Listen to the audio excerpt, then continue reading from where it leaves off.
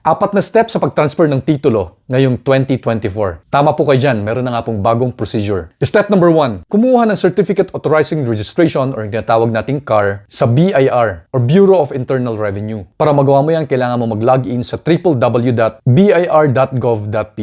Dito po kailangan natin i-fill up yung online form, yung para sa documentary stamp tax at para sa capital gains tax. Ngayon kung hindi nyo po alam kung anong ilalagay yung detalye para sa mga forms na yan, kakailangan niyo po pumunta sa BIR kung saan matatagpuan yung property na tinatransfer ninyo. Halimbawa, kung nasa Baguio City yung lote na tinatransfer ninyo, sa BIR ng Baguio dapat kayo pumunta. Hindi po kayo pwede mag-transact sa BIR ng Maynila. Pagdating niyo po sa BIR, sabihin niyo sa staff doon na magpapakompute kayo ng capital gains tax at ng documentary stamp tax para bigyan ka ng staff doon ng printed na computation. Nakokopyahin mo para ma-fill up mo yung form sa website ng BIR. Makaka-receive po kayo ng email na kagaya nito pagkatapos nyong i-fill up yung online form sa BIR website. Ito po yung